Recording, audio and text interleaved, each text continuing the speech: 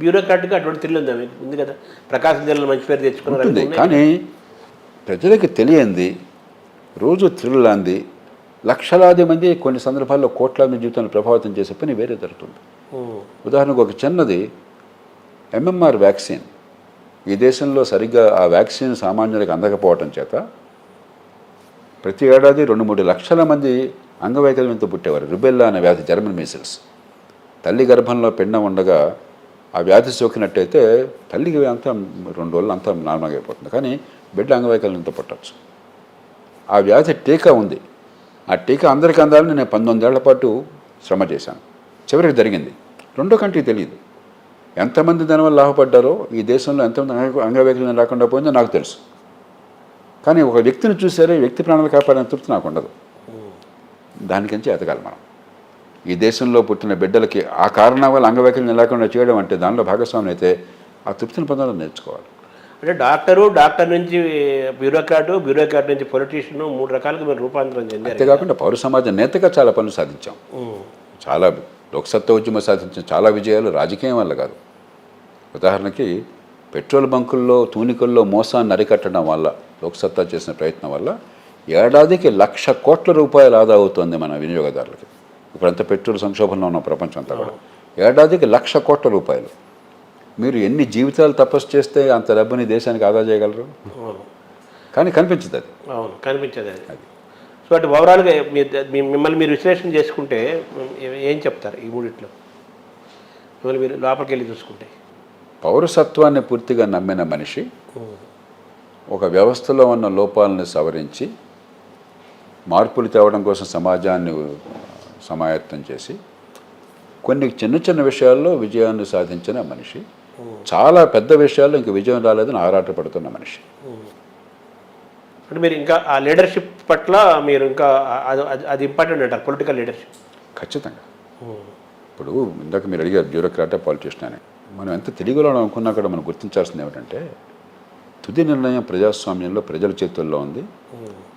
ప్రజల ద్వారా అధికారాన్ని పొందినటువంటి ప్రతినిధుల చేతుల్లో, వారి నుంచి వచ్చిన ప్రభుత్వం చేతుల్లో ఉన్నది. చాలామంది సినిమాల్లో, పత్రికల్లో కూడా ఏదో చాలా లోతు లేకుండా ఇష్టం వచ్చినట్టు మాట్లాడతారు, రాస్తారు. నేను ఐఏఎస్కి వచ్చాను, నేను గొప్పండి, నువ్వెవడు, నేను ఇంత గొప్ప చదువుకున్నాను, నువ్వేం చదువుకున్నావు, నేను కావాలంటే ఎమ్మెల్యేనే మంత్రిని కాగలను, నువ్వు ఐఏఎస్ కాగలవా? ఇలాంటి డైలాగులు కూడా చూస్తుంటాం. ఇంతకంటే మూర్ఖత్వం మరొకట్లేదు. ప్రజాస్వామ్యంలో ప్రజలు ప్రభువులు. ప్రజాస్వామ్యంలో అధికార పీఠానికి ఇచ్చేటువంటి విలువ ప్రజల మద్దతు వల్ల వస్తుంది, కానీ మీ ప్రతిభ వల్ల కాదు. మీరేం మల్ల యుద్ధం చేసే పౌరులు కాదు. అక్కడ ఒకసారి ఒక సంస్థలో నేను పనిచేస్తున్నాను. ఆ సంస్థలో ఎన్నికైనటువంటి పాలకవర్గం లేకుండా రద్దు చేసి అధికారం అంతా నా చేతికి ఇచ్చారు.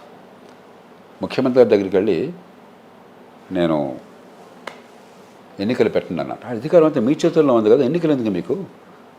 అధికారం అంతా మీ చేతుల్లో ఉంటే మీరు ఎన్నికలు కావాలని ఎవరిని ఎత్తి పెట్టుకుంటారని చెప్పిన్నాను. నేను, ఏమండి, ఎందుకు నేను మీ ఆదేశాలు పాటిస్తున్నాను? మీకు నాకంటే తెలివితేటలు ఉన్నాయా? నాకంటే సమర్థంగా పనిచేయగలనా?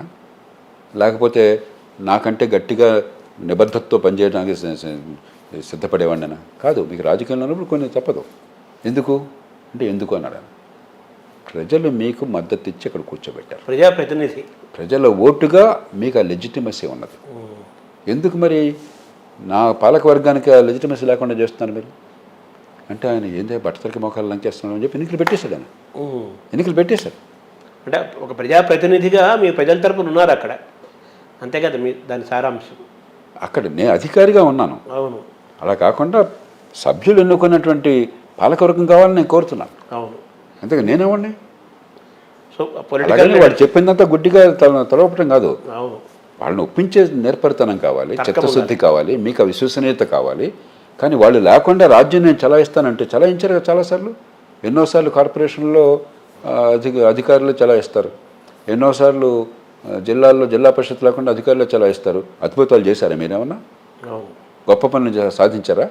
ఈ దేశంలో గొప్ప ఎప్పుడు జరిగినా కూడా ఎక్కడో చోట ప్రజలు ఎన్నుకున్న నాయకత్వం ప్రజల్ని ఒప్పించి చేయడం వల్ల జరిగింది తప్ప అధికారుల వల్ల జరగల.